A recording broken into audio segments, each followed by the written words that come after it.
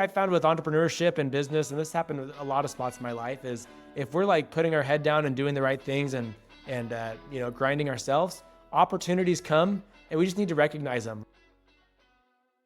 Hey, I'm Joe Fier, and welcome to the Hustle and Flowchart podcast. This is where we talk all about building businesses so they give you the freedom and fuel for your life. I'm not here to help you build a billion-dollar business, but I am here to help you create a business with systems that work for you so you can make more money than you need just by working part-time. You know, I was a chronic hustle mode kind of guy, and I want to share my experiences and mentors I've met along the way to help you reframe things to be the most effective as an entrepreneur. I wish I had this guidance and insight when I was younger, so that's what I'm doing here for you. Please share and enjoy. Hey, what's happening? You know it. We all know it. 2023 is almost gone. Poof. 2024 is coming around the corner, but we still have Q4 to make the most of it. So that's why the new HubSpot Sales Hub is here to help you and your team. And it's pretty epic. So this thing helps you along the whole customer journey. It ties everybody on your team together, your workflows, your operations, making sure no one's missing anything so you can deliver a better experience, a thing to your customers, but also get more revenue for your business. Let's close out the year strong. This is going to help you do it. So they also have a new conversational AI-powered platform called ChatSpot. This thing is going to help you basically be your assistant to craft emails, different copy that you want to write, outline posts, and so many other ways and things that would take up hours of your time. Well, times have changed. You don't have to do that anymore. This thing also has 1,400 integrations, which I'm sure it's going to work in your business. So tons of features, ways to get creative in how to use this. So right now, at the end of this year, we want to make sure that you're making the most of it. So go make the switch to HubSpot Sales Hub over at HubSpot.com/sales.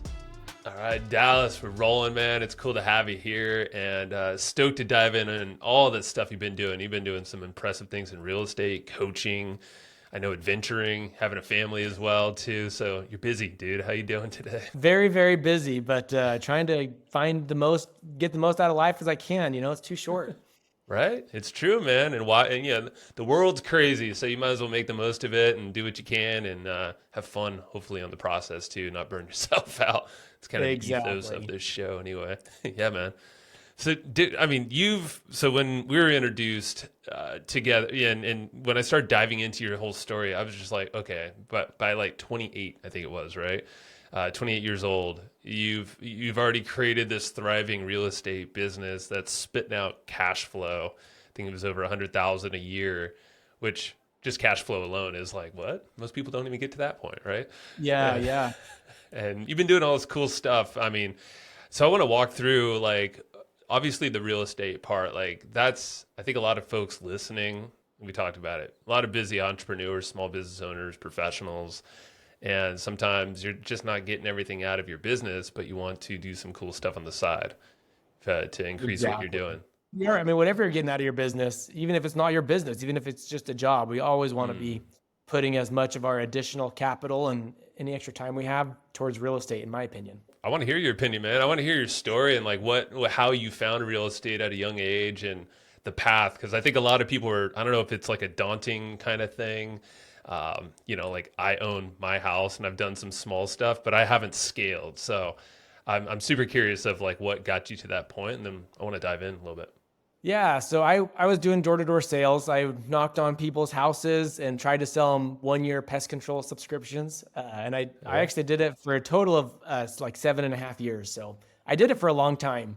And I started doing it during college. I was doing that during the summer, go do 8 months of college, and when I finished the semester, go back out for the summer again. And after a couple summers of that, I'm like, man, I was actually making more money doing summer sales, knocking on people's doors, selling pest control in 4 months than I would have if I were to like graduate and get a job in my field. And so I'm like, man, I can work for 4 months and like have a little bit of flexibility for 8 months, or I can work for 12 months and make a little bit less money. I think I'd rather keep grinding on the door. It's a grind, but I think the benefits outweigh the cons. And so I was doing that for, I guess it had been like 4 years at the time. And I was kind of at the spot, I was engaged to a girl. I was getting married that fall. And it was kind of like, man, when I was single, I was like, yeah, I could knock doors forever. I go out with all my buddies. It's just a bunch of bros hanging out. We Yep. knock doors Party. during the day, hang out at nights, hang out on the weekends. It was really fun. But, thinking about like getting married and starting a family, I'm like, and I also traveled every summer for this. So I lived in Utah, and I'd go to, California or to St. Louis, Missouri, or Kansas City or North Carolina. We just went to lots of different places. I'm like, man, that actually sounds pretty terrible, like with kids and a family and uprooting the whole family regularly to go out for 4 months of the year. And so I was trying to I was just thinking through my future. I'm like, you know what? Like, I can see myself doing this for a little bit longer, but I don't think I want to do this forever. Like, if I have kids that are like in school and making friends in school, like I cannot picture myself doing the same type of job in that later family situation. And so I was just I wasn't like urgent, I was still a few years down the road before I felt like I'd like need to find something different. But I was also kind of at a spot where I was like, well, if I stop doing sales, I was making a couple $100,000 a year, or in the 4-month summer. And I guess I did have to recruit and build my team in the off season. So it's like, it was year round, but it was really a grind during the 4-month summer. And so like, if I go to do anything else, I will take a huge pay cut and I'll be working 12 months out of the year, and I'll have a boss and I'll have to ask for vacation days off. And like, I don't just like do my own thing and run my own schedule. And there's a lot of freedom that I had from the job that I had. And I was like, man, that would also be really crappy. Like, I don't want to sell forever, but I don't want to have to go get a normal job. And so I was kind of like at this dilemma, and I didn't really know what the answer was. I was just aware that I like was at this crossroads of something's going to have to be different in the future. I just don't know what. That awareness is good though at that age too, and right where you're at, that crossroads. Yeah. And I think I think that's important, is to be aware of issues, but also not freak out about them, right? I think I was seeing these things, but I was like, well, at least for the next little while, I can just keep on grinding. And I just figured I'd figure it out. And even I did, it all worked out great. But, I think that's an important principle for life, is if you're feeling stuck and feeling overwhelmed, just keep going, just keep on trucking. And, problems always solve themselves over time. So they do. Couple things that I thought were like super stand out right there is the fact that, you did this for like so many years. You said something like 7 years. So, I mean, like, you got the chops, and then traveling. I'm just thinking already where this might go, because it's the first time hearing your story. I'm like, with real estate, traveling, I mean, you're seeing all these different markets, and you're starting to see different neighborhoods, and you're probably looking at. So I'm just observing here, but continue on, man. I like it. We'll keep on going. I actually, all my properties that I own are, within a couple hours of where I live, but it totally is nice to have been to different markets and, be aware of pros and cons of different markets and what things are like over there, just as a general real estate investor principle. But I guess how I got, I guess my transition to kind of figuring out what I'm doing with my life, or figuring out the solution for that problem, I got an unexpected call from one of my old college buddies. His name was Braden, and he called me and he's like, Dallas, what are you doing with all your sales money? Because he knew I was making good money doing sales. And I was like, well, I've got, my 401k, it is a solo 401k, I've got my IRA, I've got these other investments, and, I'm just doing like the typical put money into stocks and mutual funds using tax advantage strategies where I can. He's like, well, that's pretty cool. Have you ever thought about investing in real estate?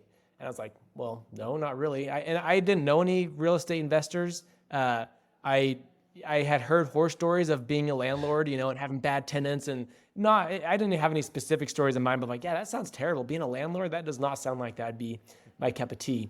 Well, he's like, well, and I also knew he was a real estate agent. So I know that he's like, obviously has incentive to sell me a property, get his real estate commission. Right. And so I was like a little bit just like kind of dismissed it. I don't think I'm interested. But he's like, well, before you say no, you should at least meet my father-in-law, Dave. Dave's a successful real estate investor, and it's like been the best thing for him. You should at least hear his story and hear what it's all about. And so I went down to Provo, Utah. It's about, 20 minutes from where I lived at the time. And I had lunch at Dave's house in his kitchen, just eating a sandwich. And Dave just told me his story. He's like, he worked as a firefighter, and in his late 30s, he started investing in real estate, had a buddy show him how to do what he was doing, bought a rental property, caught the vision, and just like went all in, and within a handful of years, built up his rental portfolio. And now in his, late 40s, he was living a really cushy life and living the dream. And so I kind of heard his story. I'm like, oh my gosh, that's cool. Like I didn't previously know real estate investors, and I didn't know what that looked like or how successful it could be. And so I kind of like caught the vision, and all of a sudden I went from like, nah, I don't want to do that, to like, I think this is exactly what I want to do. Yeah, man. I mean, that's where, well, the thing that stood out there for me is you got a guy in his late 30s who started, and you said in his 40s, he was already feeling pretty cushy with the whole landlording thing, owning properties. So that timeline right there, I was going to expect like, oh, the guy's 70 something now, and he's spent a long time doing this, but no, like that's 10 years ish. And Yeah. kind of And he reflects might to have what been, you've he might done have been in too. his Yeah. early 50s. I'd give him the benefit of the doubt. I didn't ask his age. Gotcha. I don't know his age, but Fair. I do know he started in his late 30s, and he's not an old guy. He's a dad of his oldest girl was in college. So however old that would make somebody, maybe low 50s. I don't know. That's all good though. No, I mean it's great because I think that time horizon, I'm just putting myself in those shoes for one, I'm late 30s, but also just for anyone listening, I know the demographics kind of similar, 40s, 50s as well. So it's not too late. It's basically like what I want to put Yeah. out there too. And I mean, the earlier the better, but starting, now is better than is the next best time, right? Yeah, yeah. So So what happened after that point? yeah, so I told Braden after that, I was like, all right, Braden, I'm interested. Like, go find me a property. He's a real estate agent. That's what he does. Go find me a property. Let's see what you got. And, now I find my own properties. But at the time, I was like, he went out and found a good property. And he's like, hey, I think this is a good one. And he had done a pro forma running all the numbers. And I was like, okay, yeah. But like, he's got his, he's a salesperson. I didn't really trust his pro forma. And, that was one thing Dave told me when I had lunch. It's like, if you're going to do it, like, I'd be more than happy to answer any questions you have and look over any properties with you and, help you be a landlord for the first time. Like, just let me know. And so I called Dave back. I'm like, hey, Dave, I've got this property. Braden thinks it's awesome, but I just wanted to get your opinion on it. So I sent it over to him. He looked at the numbers. He's like, yeah, this looks like a pretty good property. I think this would be a good win for you. And so I was like, I told Braden, I'm like, all right, I don't know what I was doing, but I trusted my mentor. He became my mentor, unofficial mentor, right? I trusted him, and he said it seemed like a good deal. And so I was like, all right, let's go for it. I kind of felt like I just had to take a leap of faith, and I don't know what I'm doing, but they did, and had to give it a shot. Yeah. So I was feeling pretty good about it. Like the numbers looked good. It seemed like it was going to provide a really good rate of return for me. We went to look at the property in person. We got it under contract, and we went to go do our inspection. And when we were walking through the property, turns out this property was like in super bad condition. Specifically, one unit had like holes in the walls, holes in the doors, nasty stuff dripping down the walls, super unclean kitchen, and it was vacant. They had just finished an eviction. And and then even the outside was like some siding was coming off, missing shingles on the roof, bikes and junk in the front yard, and just like the parking lot was like crumbly asphalt, potholes and stuff. I'm like, man, and I grew up in a nice neighborhood. I grew up with the middle class or just slightly above middle class family. And I was like, man, I haven't really even seen properties like this before. And even knocking doors, we kind of stay away from low income areas.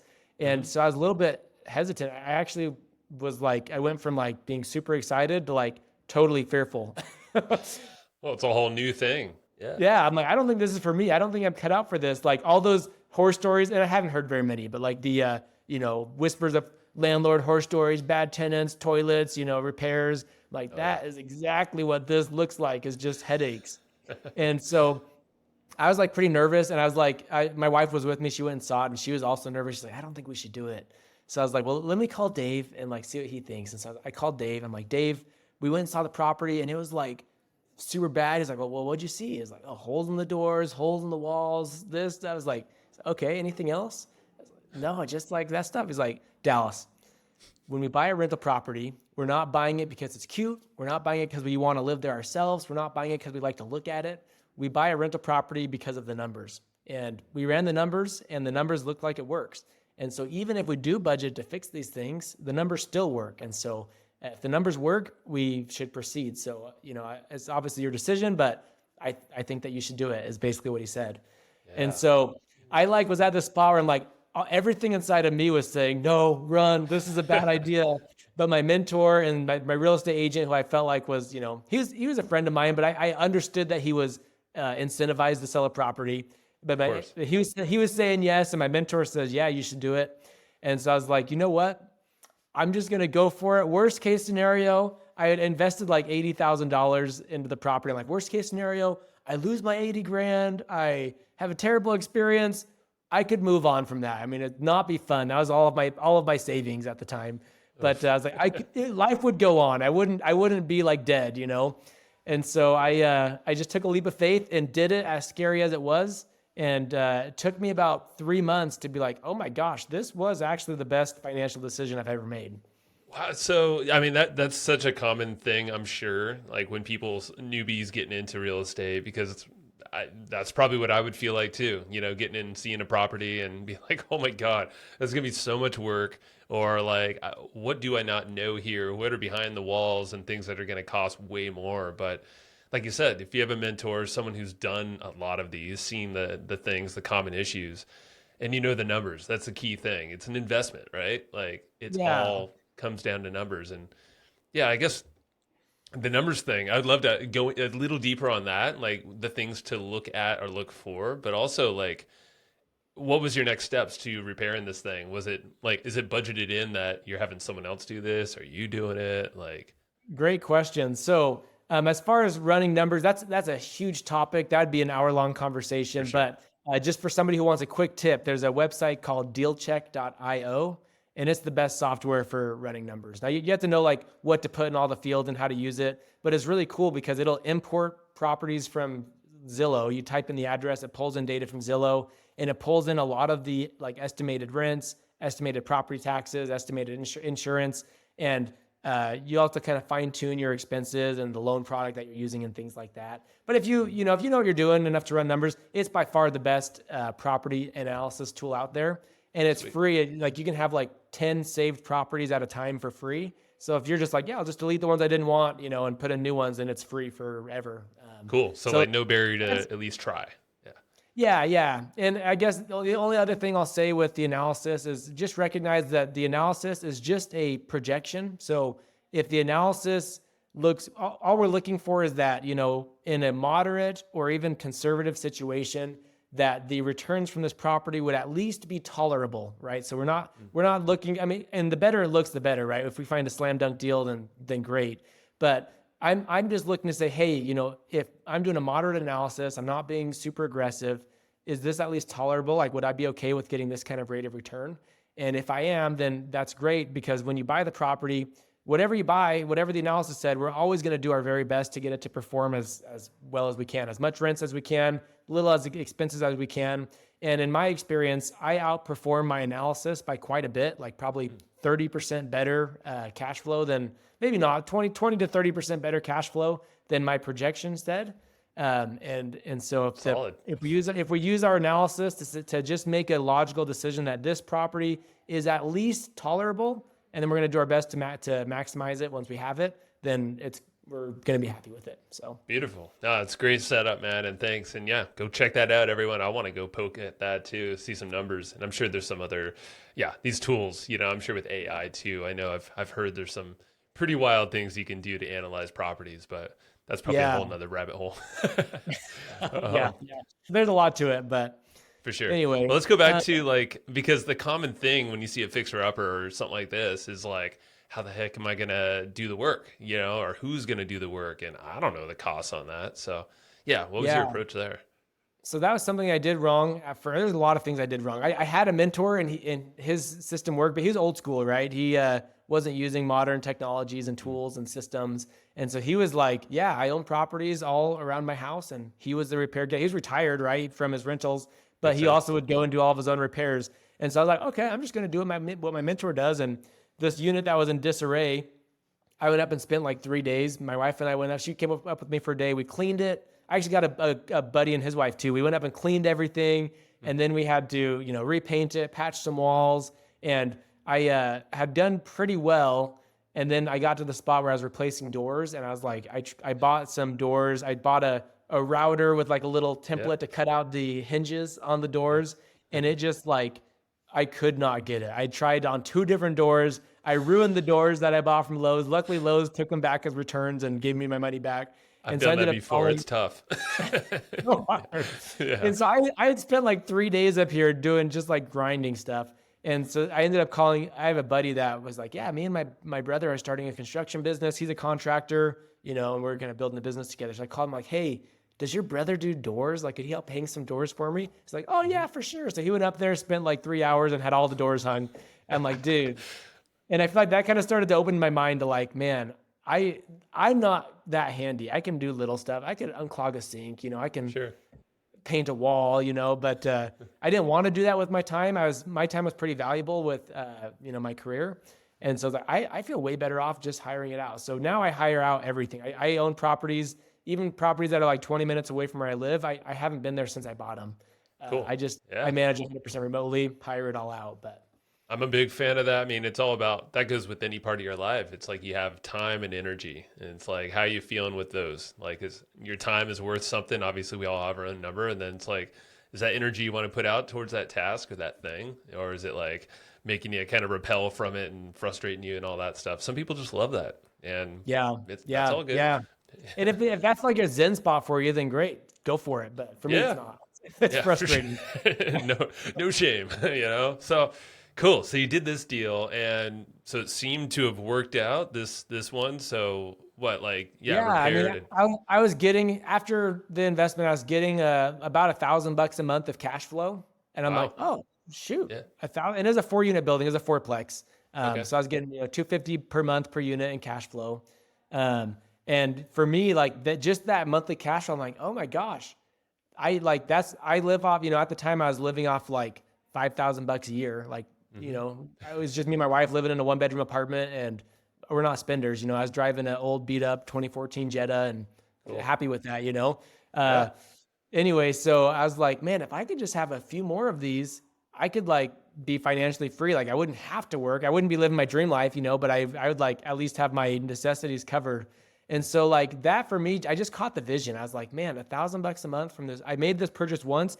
And then, having talked with my mentor, he's like, and that's the property performs at its very worst during year one. Because what happens is rents go up over time, and it gets, your mortgage stays pretty much the same. But as rents go up with inflation, you get more and more cash flow as time goes on. It's like, man, if I can get it, it's this good already. I just need a few more of these.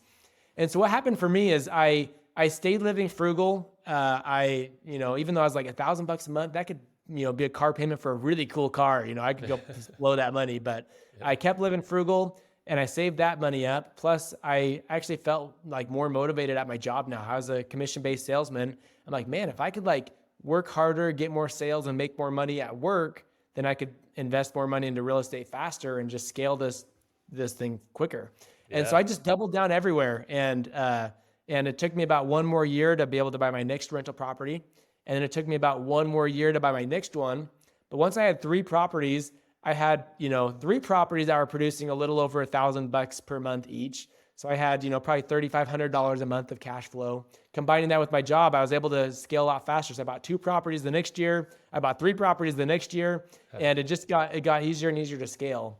For me, by the time I had 5 fourplexes, so it took me, I bought a property, and it was 1 year, 2 year. After about 3 years, when I bought 2 fourplexes in the same year, I had that 5th one, and I was like, shoot, I'll be cash flowing like, $6,500 a month. Maybe I don't remember the exact number, but it was my initial goal was $6,000. Like if I could have $6,000 a month, I would quit my job.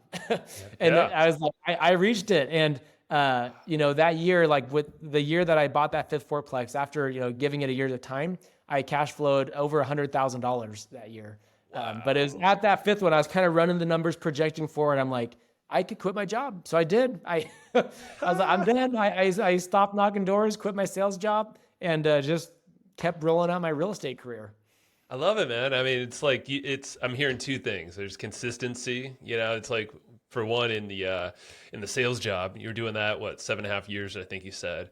And that was obviously funding the bigger vision that you had, and you were seeing the vision as it was developing. You're like, okay, this compounds, like literally compounds in effort, or not even in effort, just in results and returns.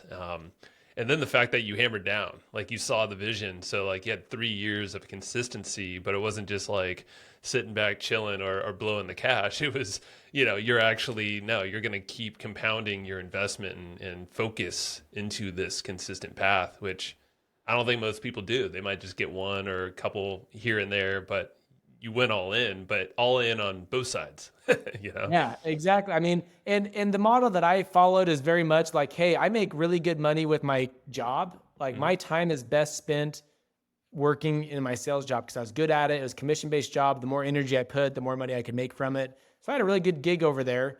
There are people where it's like, hey, I don't make great money at my job, or I'm not in a scalable income job, and that's fine too. Maybe there are ways to do. I could have been like investing more time and energy into real estate and scaling it by partnering with people or finding undervalued deals that I can invest energy into repair and scale a little bit quicker that way instead. But either way, it's doubling down, right? Whether we want to double down at our business and say, hey, I make great money, I'm just going to be an investor and invest my extra cash into more real estate and retire that way. Or I don't make great money, I'm going to invest my time and energy into real estate activities and get creative, use partners, try to negotiate deals with sellers. If I buy distressed property that need repairs, but you got to double down. If you want to, at least if you want to go fast, you got to double down somewhere. So Yeah. Yeah, there you go, man. And I think it's a great motto for whatever you do, but here where it can be exponential growth with your efforts, really not one time, but at least like setting it up for that property.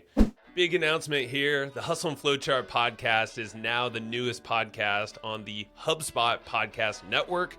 They're the audio destination for business professionals. It's exactly why I joined the network, to expand what we've been doing here.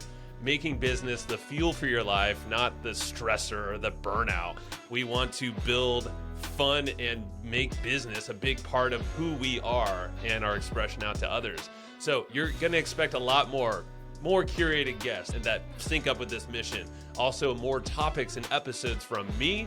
And I want you to keep listening to the Hustle and Flowchart podcast. Go check out other shows on the HubSpot podcast network at hubspot.com/podcast network. Hey, I want to tell you about an all-in-one marketing platform that's been a game changer for a bunch of businesses. It's called Kartra, and it's the all-in-one tool that you need to grow. So the point is, you don't need to pay for a whole bunch of different subscriptions because Kartra does it all. So what makes Kartra different is that you can automate everything. Everything from delivering your online courses, sending targeted emails, selling products, and even handling your customer support. So all in all, it's saving you time and a bunch of money.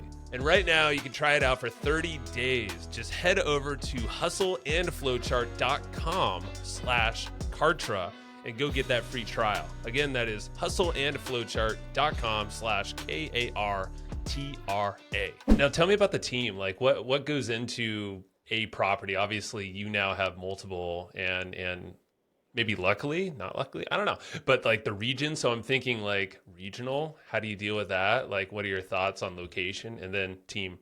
for me, like each county that I have properties in, I need a different team. My team consists of a handyman. That's my probably most important team member, a cleaner, carpet cleaner, like people that you need for turnovers and repairs.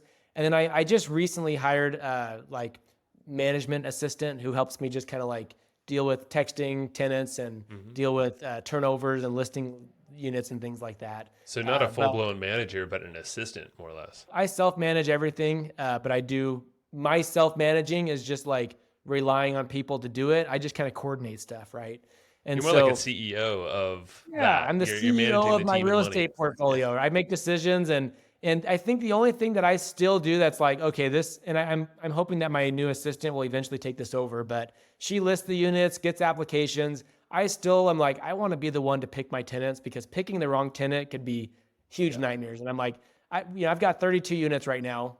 And, that means I probably have, I don't know, maybe on average a little more than one turnover per month. I feel like it ends up coming in like batches though. It's like, one month I'll have like 3 turnovers and then I don't have any for a couple months. But it takes me maybe an hour to review an application, and I still do that. I'm like, I do want to be the person to pick my tenant. So that's what I still do. That's like, I feel kind of like I'm in the weeds on that section, but my bookkeeping, all the stuff that's a little more just routine and mundane, I hire somebody else to do that for me. So my management model is basically, once I have a tenant in there, they pay rent online. If they go late, there's automatic late fees that get posted. If they're still late, my assistant will message them and say, hey, rent's due. Try to maybe work a deal on cutting their late fees in half if they can pay by Friday or something like that. So she kind of manages that. And then anytime there's a repair, my tenant texts in on I use a Google Voice number. So they text in on our Google Voice number, and either me or my assistant will do a group chat with my handyman and the tenant, and say, hey, Mr. Handyman, this tenant in this address is having this issue. Can you go take care of it? They'll schedule it with the tenant. They get the job done, send me a bill, and then we just write them a check and pay them. And so like my job's done there. And then if I have a turnover, then we list it, get somebody in. And I mean, it's pretty simple. Like self-managing is way more lucrative, not only because of saving management fees, but no one cares more about your units than you do. So you'll get higher rents, you'll keep your expenses lower. And if you do it the right way, it's all digital from your computer and pretty minimal time commitment. Dude, I love it. Like, for some reason, I haven't heard this kind of model. It's always like either you're doing everything yourself, or you're farming out 20% to a property management company or something like that. Yeah, 20 to 30. I mean, for that, no, if you're doing short-term rentals, that'd be more accurate. For long-term rentals, you'll find management companies that'll do 8 to 10%, but they're also frequently charging like 50% of the first month's rent when they sign a new contract, a new lease. And then they're also usually upcharging on any repairs that are needing to be done. And so that means they're like not incentivized to keep your expenses low. If anything, it's like, oh yeah, the more repairs, the more, that's extra income by charging extra for all the repairs that we do. So I bought properties before that were like one property specifically, this lady was owning it and she's like, man, I just don't make any money from this thing. And when I bought it, the property managers being professionally managed, they were charging like $750 a month for rent. When I bought it, I raised rent to like $1,200. So huge jumps in rents. Everybody moved out, but I was able to fill it because that was market rent people were willing to pay that. And like I had looked at their operating statement and she was just getting like tons of repairs all over the place. And it's my nicest building that I own. It was built in 1991. And I might have repairs here and there, but it's probably my least repair building. And so just like she had a bad manager. That was a bad property manager. But I think that in general, property managers no one's going to care for it the same way that you will. So when at least when you're growing your business, until you're like, man, I'm so busy that I just don't have time for this. Or like, I'm kind of at this spot now where it's like, man, if I pick up another property, I don't really value the extra cash flow. Like I already make way more money in cash flow than I spend each year. So like, it doesn't improve my lifestyle, but it will hurt my lifestyle because I've just got more to deal with. At some point, you'll get to a spot where it's like, okay, it is finally worth passing these off. And my strategy is going to be more of trying to hire somebody to replace me rather than hiring a property manager, like hire an internal assistant. But anyway, eventually we'll get to that point. But I'm a big believer in self-managing, especially starting. I think it's a great concept, man. And it's something that I think a lot of business owners, people listening right now can relate to. I'm sure a lot of us listening have assistants or someone on our team that we just know handles a lot of the admin work. It's like, well, there's a lot of that here too. Even if it's a physical space, it gets you out of the doing of a lot of that coordination, which I'm sure sucks up most of the time. Yeah, well, and I think my job gets boiled down to like, I always tell my students, for every unit that you own, plan on spending like 30 minutes per month per unit. But I feel like that goes down like as you scale, right? You get the benefit of the masses. And so like I've got 32 rental units and it probably takes me about 10 hours a month. And I work on them about maybe once or twice a month for a few hours at a time, and I kind of look through my reports and try to find any efficiencies, or maybe I'm doing some screenings for a turnover. And maybe I have to coordinate stuff for like random text messages here and there, but it's pretty minimal effort. And my 32 units right now, they're bringing in like $280,000 a year in cash flow. So it's like, I'm okay investing 10 hours a month for, $22,000 a month of cash flow. It's pretty solid, man. Yeah. And I think that's something everyone, doesn't matter where you're living, that's going to be helpful. And it's something that's totally doable. It sounds like with, something that we already existing, like a business or a professional gig that we have. I'm kind of curious of your thoughts on the current market conditions. Like obviously interest rates are higher, locations. I don't know exactly what you have in mind there, but like, what are your thoughts generally for someone who is starting out new to all this? So, it's still a great time to buy. It's a little bit different now. So some markets that we used to really like have now been kind of priced out. So for example, I live in Utah. All of my properties are in Utah. For a lot of people, that's become priced out because the prices have already gotten high. It's a fast growing area. Lots of people moving in, which means it's a great place to own long term. We're going to get a lot of appreciation, lots of rent growth, but it makes the entrance prices pretty high. And then now is already kind of hard to swallow. But then with higher interest rates happening now it's like really hard to swallow. And it actually makes it very difficult to find positive cash flowing properties that cash flow day one with an 8% interest mortgage rate, right?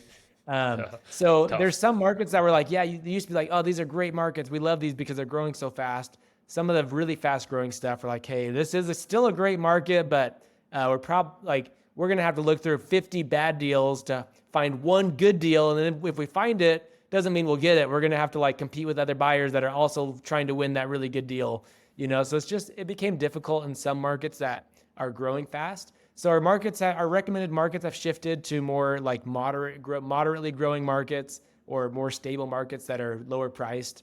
And the cash flow that we look at starting out is not quite as sexy.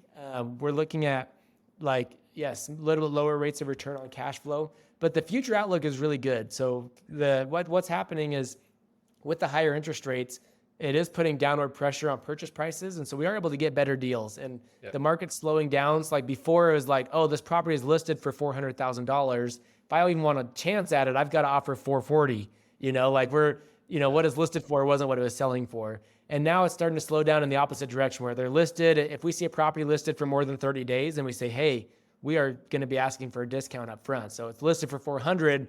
Now we can maybe get it for 385 or 390, right?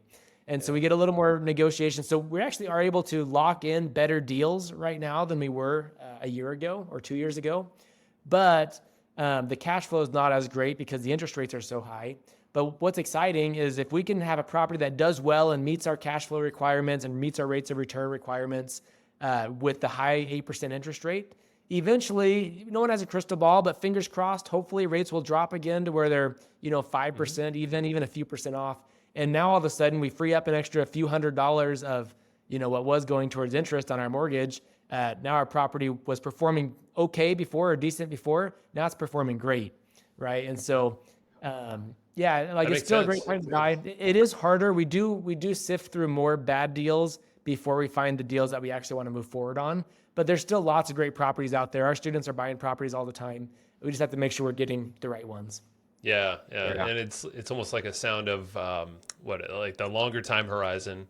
So kind of putting that out there, and then knowing and just being diligent, right? Using the tools like you mentioned before, and just being persistent and showing up and looking for those that might be lingering for a little longer, 30 days plus or whatever.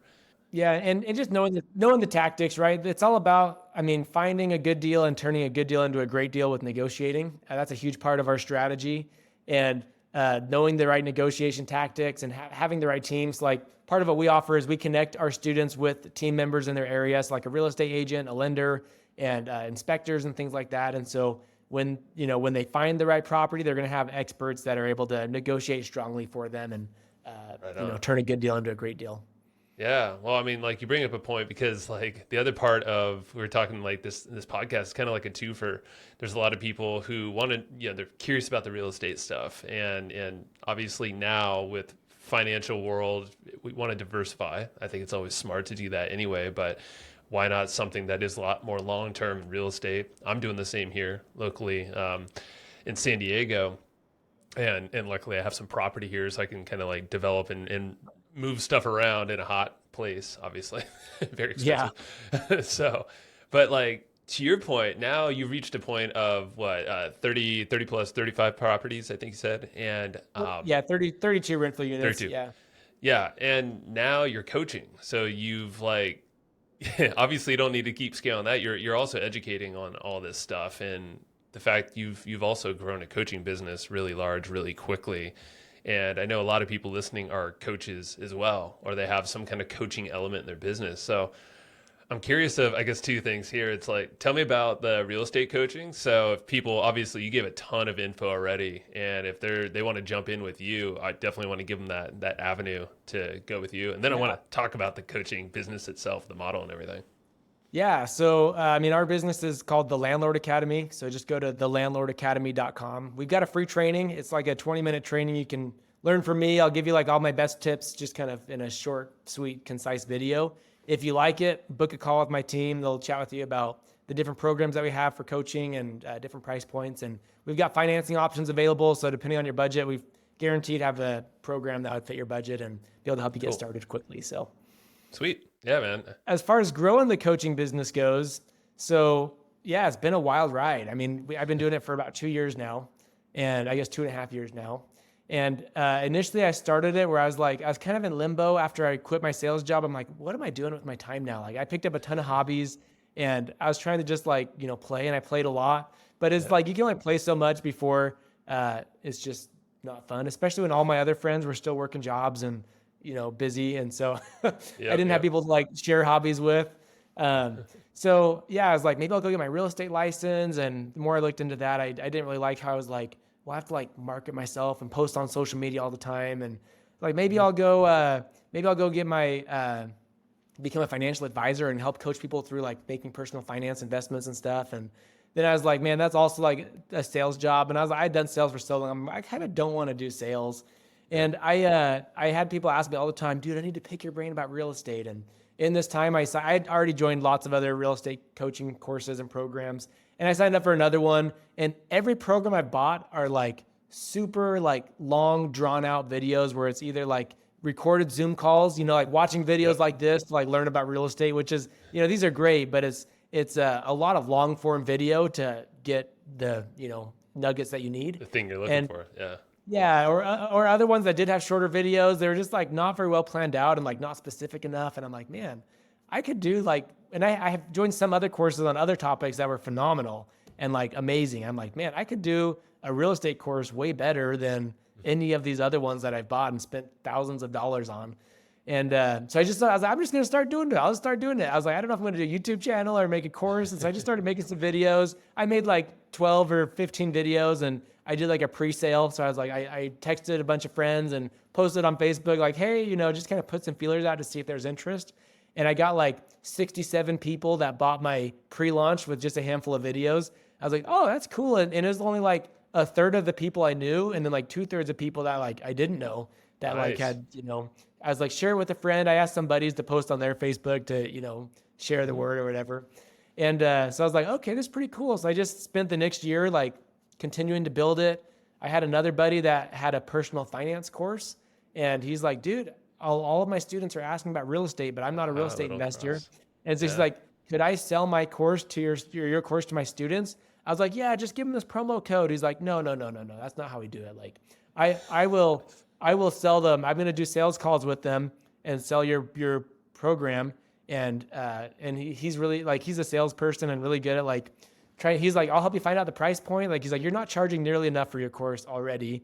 And I want to get an affiliate commission, So he like helped me kind of figure out my model of like, oh, what should I be charging and what should I include and what can I include to make it worth way more and make it so people are willing to pay way more. And so he started selling my program for me and like blew my mind. I'm like, oh my gosh, this is nuts. Like in my, I'd been in business for about a year at the time, and he did more sales in like 2 weeks than I had done in my whole year, and with a lot less clients, because he was just charging the right amount for the value that we're giving. And he helped me change my model and helped me give me some ideas to add more value to students. And it just kind of morphed. And I really picked up. I found a really good sales guy. So I was running ads on Facebook, kind of following the model that my friend taught me.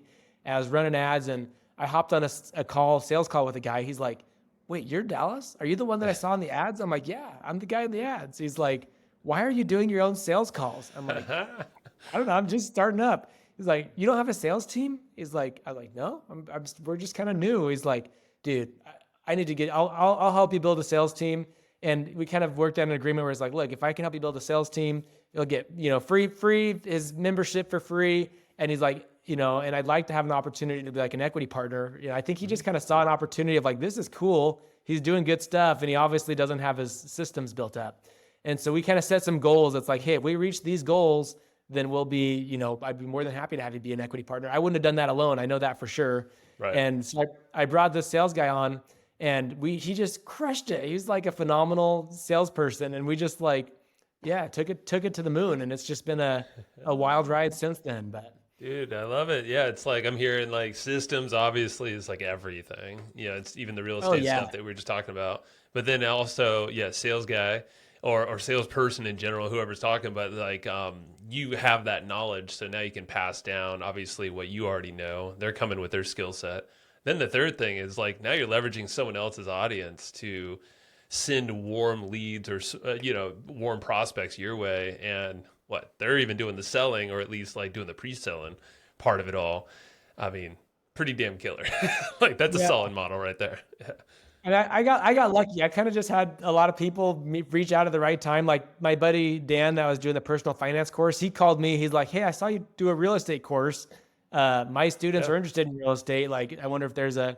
So I got lucky, and that was a huge turning point. And then this guy like clicking on my Facebook ad, and I was trying to do a sales call with him, and him eventually becoming my business partner that took our business. So like, I think Yeah. there's I think I found with entrepreneurship and business, and this happened with a lot of spots in my life, is if we're like putting our head down and doing the right things and grinding ourselves, opportunities come, and we just need to recognize them, right? Be open-minded to opportunities, and both of these things, I could have been like, no, I'm going to do things my way and like miss these amazing opportunities. But I was open-minded to, yeah, sure, let's try it out, see what happens, and Yeah. it ends up working out. Sometimes it doesn't, but you got to always be open-minded. I mean, the fact that, and you said lucky, and yeah, there's some luck, but the fact that you were putting yourself out there, like the fact that you were even putting an offer out there in the first place, but then selling or, running Facebook ads, like most people won't even get to that step. And Yeah. maybe a lot of people are Well, hesitant, but it's like, boom, you did it. I mean, you can say, yeah, there's luck.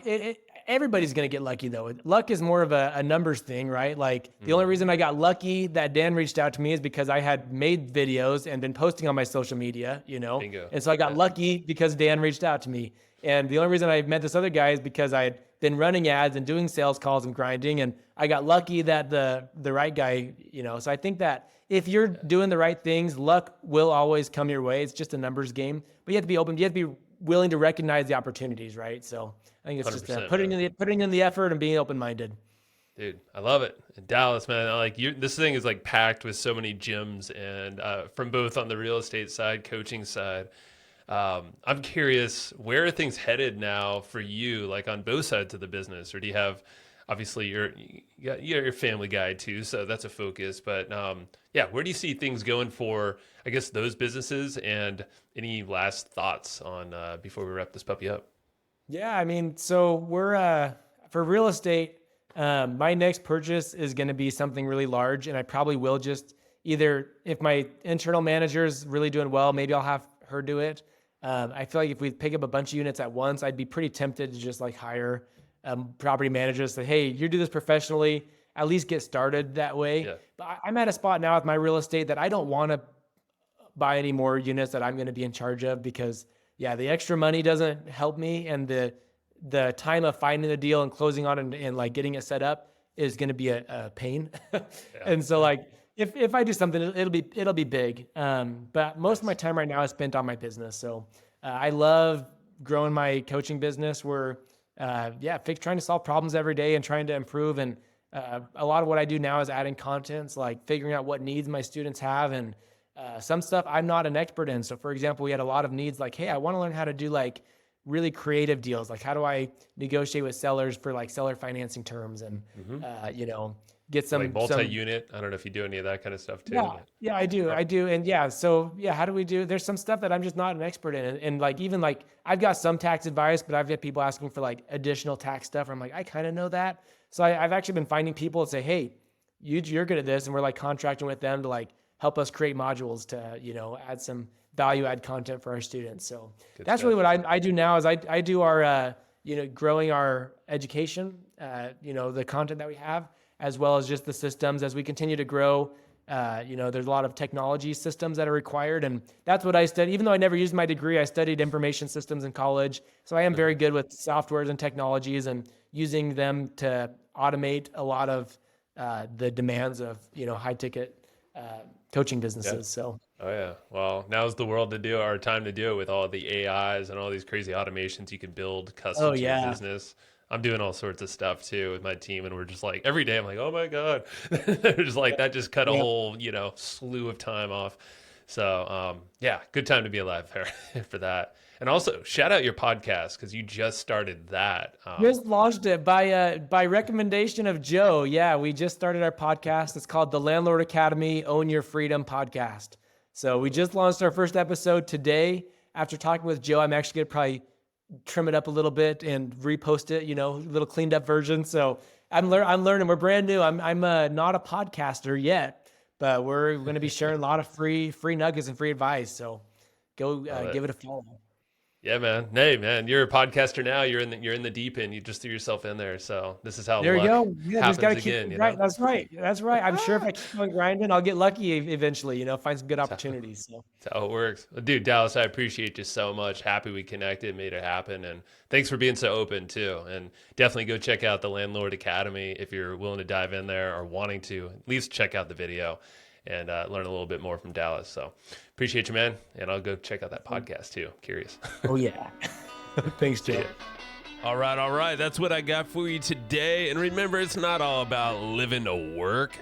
It's all about working to live if you need to do the work. But work can be fun and it should be fueling for your life. So if you enjoyed what you just heard, if you got some nuggets of wisdom that you want to share, or you're just noodling on right now, please go tell others the way that people find this show and how you can help others get their aha moments is through word of mouth. So if it is telling your friend, telling your family, sending an email to your list, writing a review, or whatever it might be, everything helps. So thank you so much for listening to the Hustle and Flowchart podcast, and I will see you next time.